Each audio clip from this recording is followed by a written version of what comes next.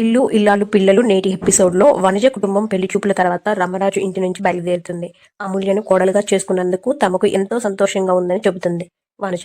అప్పుడు వేదవతి కూడా మీలాగే అమూల్య కూడా మీ ఇంటి కోడలు అవుతున్నందుకు ఎంతో ఆనందంగా ఉందని అంటుంది వేదవతి. వీళ్ళంతా సంతోషంగా మాట్లాడుకోవడం పైనుంచి భద్రావతి చూస్తూ ఉంటుంది.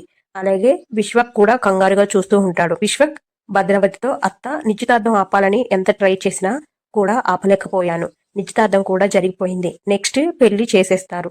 అమూల్య మన చేయి జారిపోయేలా ఉంది. ఇప్పుడు ఎలా అని అంటాడు. నిశ్చితార్థం జరగని పెళ్లి పీటలు దాకా వెళ్ళని పెళ్లి పీటల నుంచి అమ్మాయి లేచిపోతే కదా వారి పరువు గంగలు కలిసిపోయేది, వాళ్ళ గుండె ఆగిపోయేది అని భద్రావతి అసలు ప్లాన్ చెబుతుంది. ఈ నిశ్చితార్థం జరగడం కూడా మన మంచికే అని అంటుంది భద్రావతి. అలాగే విశ్వకు తర్వాత ఏం చేయాలో కూడా వివరిస్తుంది. అప్పుడు విశ్వ 6 నూరైనా అమూల్యని పెళ్లి పీటలు ఎక్కకుండా చేస్తానని చెబుతాడు. మరోపక్క కామాక్షి పుట్టింట్లోనే వెండి వస్తువులు ఇత్తడి వస్తువులు దాచేస్తూ ఉంటుంది. ఇంట్లో ఆమెకు వెండి వస్తువులు దాచిపెట్టిన సూట్ కేసు కనిపిస్తుంది. దాన్ని ఓపెన్ చేసి చూస్తే అందులో వెండి వస్తువులు ఉండవు. దీంతో ఏడ్చుకుంటూ కూర్చుంటుంది. ఈలోపు సాగర్కి ఫోన్ రావడంతో కంగారుగా బయటికి వస్తాడు. ఫోన్లో అవతల వ్యక్తి 25 లక్షల క్యాష్ ఇవ్వాల్సి ఉందని అంటాడు. 1 వీక్లో ఆలోచించి చెప్పమని చెప్తాడు.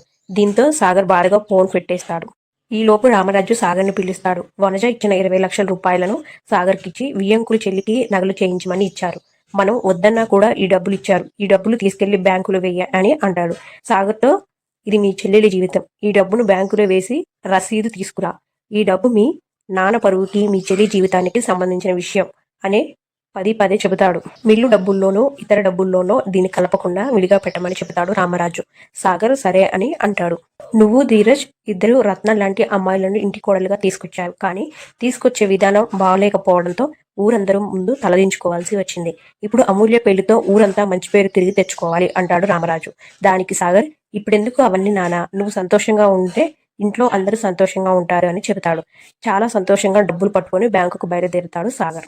ఇక ఇక్కడి నుండి సీన్ నర్మద దగ్గరికి మారుతుంది. రాత్రిపూట నర్మద ఇంటికి గుమ్మంపై కూర్చొని ఆలోచిస్తూ ఉంటుంది.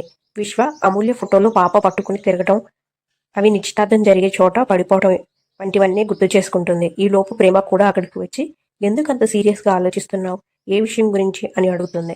ఈ లోపు అటు నుంచి వెళ్తున్న వల్లి వీరి మాటలు దొంగచాటుగా వింటూ ఉంటుంది. నిశ్చితార్థంలో ఫోటోలు కనిపించడం గురించి అక్క చెల్లెలు ఇద్దరు మాట్లాడుకుంటూ ఉంటారు. ప్రేమ మాట్లాడుతూ నాకు ఒక విషయం అర్థం కావట్లేదు అక్క, నిశ్చితార్థం జరిగే దగ్గరికి ఫోటోలు ఎలా వచ్చాయే అని అడుగుతుంది. అప్పుడు నర్మద ఎవరో పక్కా ప్లానింగ్ తోనే ఆ ఫోటోలు అక్కడికి వచ్చేలా చేశారని, అవి అనుకోకుండా బయటపడ్డ ఫోటోలు కావని, ఉంటే అమూల్య రూమ్ లో ఉండాలి, కానీ పిల్లల చేతికి ఎలా వచ్చాయని అంటుంది. ఖచ్చితంగా ప్లాన్ ప్రకారమే ఈ ఫోటోలను పిల్లల చేత తాంబూలాల ప్లేట్లో పెట్టాలనుకున్నారు అని అంటుంది. ప్రేమ మాట్లాడుతూ నిశ్చితార్థం ఆపే ప్లాన్ ఎవరు వేసి ఉంటారు అని అంటుంది. దానికి నర్మద మాట్లాడుతూ ఇంకెవరు, మీ అన్నయ్య విశ్వ ప్లాన్ వేసి ఉంటాడు అని అంటుంది. దానికి ప్రేమ కూడా అది కరెక్టేనని అనుమానిస్తుంది. కానీ వాడు ఇక్కడికి వచ్చి ఫోటోలు ఎలా పెడతాడు, ఇంట్లోకి అడుగు పెట్టే అవకాశం లేదు కదా అని అంటుంది ప్రేమ. అప్పుడు నర్మద మన ఇంట్లో వాళ్ళే విశ్వకు సాయం చేశారని అంటుంది. ప్రేమ వెంటనే ఎవరో కాదు, ఆ వల్లినే ఫోటోలను పిల్లల చేతికి ఇచ్చి ఉంటుందని అంటుంది. అది విని వల్లి కంగారు పడిపోతూ ఉంటుంది. వల్లి మా అన్నయ్యతో మాట్లాడటం, మా అన్నయ్య మంచోడని అమూల్యకి చెప్పడం 2-3 సార్లు చూశాను. కాబట్టి వల్లి అక్కే ఆ ఫోటోలను తాంబూలాల ప్లేట్లో పెట్టాలని ప్రయత్నించి ఉంటుందని అంటుంది ప్రేమ. దాంతో నర్మద ప్రేమ ఇద్దరు వల్లి విషయంలో జాగ్రత్తగా ఉండాలని డిసైడ్ అవుతారు. నర్మద మాట్లాడుతూ ఇన్నాళ్ళు సాటి ఆడపిల్ల జీవితం నాశనం కాకూడదని అన్ని తప్పులు క్షమించి వదిలేశాం. కానీ అమూల్యను విశ్వ ట్రాప్ చేయడంలో తన వాస్తవం ఉందని తెలిస్తే ఊరుకునేది లేదు, మనమే మెడపట్టి బయటకు గెంటేద్దాం అని అక్కడి నుంచి వెళ్ళిపోతారు. అదంతా విన్నవల్లి చాలా టెన్షన్ పడుతూ ఉంటుంది. ఇక ఇక్కడి నుంచి సీన్ ప్రేమ దగ్గరికి మారుతుంది. ధీరజ్ గదిలోకి వచ్చి ప్రేమను ఏదో ఒకటి అంటూ ఉంటాడు. ప్రేమ గ్లాస్ తో ఆడుకుంటూ ఉంటుంది. అది చూసి త్వరలోనే నిన్ను ఎర్రగడ్డకి పంపించాల్సి వస్తుందని ధీరజ్ అంటాడు. ఆ గ్లాసుల గేమ్ గురించి చాలా గొప్పగా చెప్తుంది ప్రేమ.